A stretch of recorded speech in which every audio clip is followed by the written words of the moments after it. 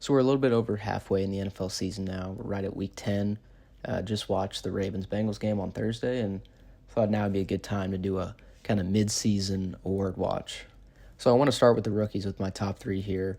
And the first one's easy on offense. Jaden Daniels has been amazing. He's been one of the best quarterbacks in the league, not just rookies. He's the clear favorite. He's doing stuff that makes him not look like a rookie.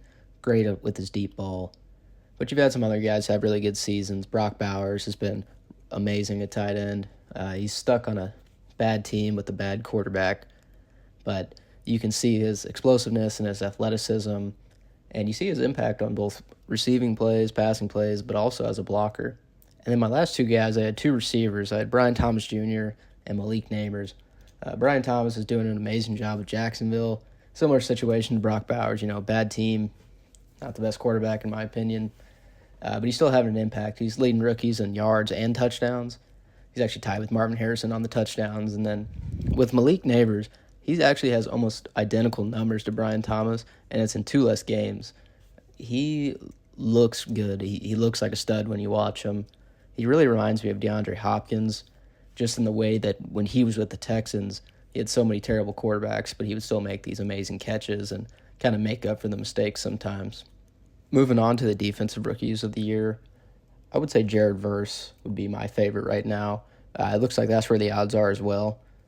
When you watch him play, he's got a super high motor. He doesn't take any plays off. He really gets pressure every single game now. You do still see him make some mistakes, especially earlier in the year, giving up the edge on run plays and letting some big plays go. He's very boom or bust sometimes, high risk, high reward. But you can see all the tools there, and he's having a great season. And on a similar note, I would point to Leatu Latu. I think I said that right. He's a great physical pass rusher, and you really feel his presence when you play him. And he's another guy similar to Jared Versa. You could see the tools there, and he could have a really nice future.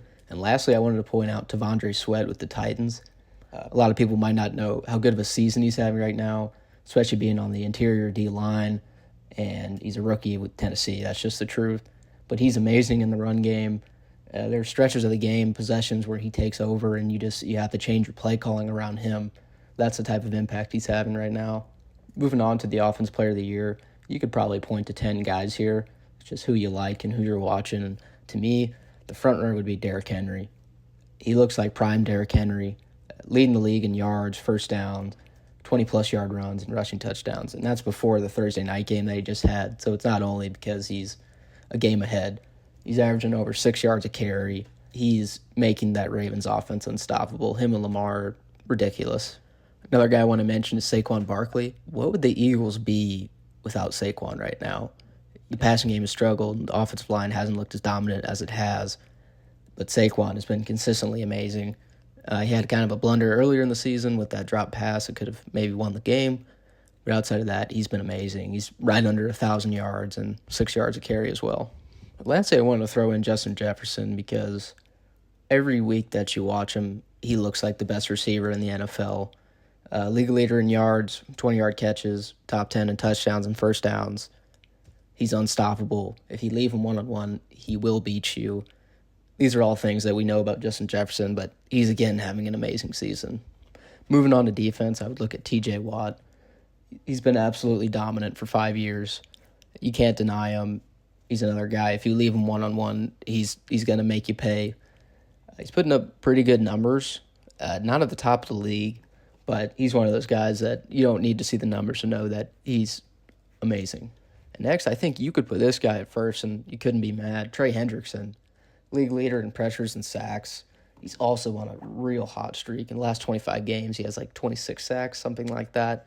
Next, I had Dexter Lawrence. He is probably the best interior pass rusher. You could argue, though, Chris Jones. Can't be mad at Chris Jones on that one. But Dexter has had an amazing year. Dexter, I think, doesn't get the attention he deserves because he's been on so many bad teams, and the Giants are kind of a shadow right now. But he's just a difference maker, different type of player. And I did just want to throw in there Aiden Hutchinson. He was on pace for an incredible season and probably would be the defensive player of the year with how the Lions are looking right now and how he was. But that injury obviously ended that. Okay, so I want to do Coach of the Year, and then I'll do MVP. For Coach of the Year, I would give it to Dan Quinn right now. The Lions and the Commanders are the only teams with 7 wins right now, so they're ahead of the NFC. It's a great story. Nobody saw him coming, and he's made a complete reversal on their defense. It's doing pretty well right now, and the offense looks great. You got to give the whole Commanders organization credit, but Dan Quinn deserves a lot of that, obviously. Next, I would go with Andy Reid. Some people, it seems, are kind of taking for granted just what they're doing, but there's no way if this team is undefeated, wins 16 games even, how could you not give it to Andy Reid? Him and Mahomes make almost anything work. Year in, year out, Andy Reid is one of the best coaches in the league. And third, I would go with Jim Harbaugh. He's really turned around the Chargers. They're already at 5 wins. They're at 5-3 right now. And last year, 5 wins was their season total. They're going from a top 5 pick to maybe a playoff team. We'll see. They just don't feel like the Chargers right now. Harbaugh's really building a culture. They look legitimate. We'll see if they can make it to the playoffs. For MVP, I think you can go a couple different ways. There's arguments for a lot of guys. To me, it's Lamar Jackson. He, again, looks unstoppable in the pocket. He's been tremendous this year, really accurate. A lot of games where his completion percentage is really high. And obviously, with his legs, he can make you pay at any time. Next, I would point to Josh Allen. Josh Allen's one of the best quarterbacks in the league. And this year, he's really limiting the turnovers. Right now, he's at 2 interceptions on the year. That's halfway through about. And for the last 3 years, he's had 10-plus each season. And lastly, shout out to Jared Goff. He's leading one of the best teams in the NFL. Insanely efficient. He's leading the league in completion percentage right now. He had that 18 for 18 game against Seattle. He's had no interceptions since week 3. He's just on a heater right now. The Lions are in general. He doesn't have maybe the yards or the touchdowns of the guys in front of him, but it's not for a lack of Jared Goff being really good this year.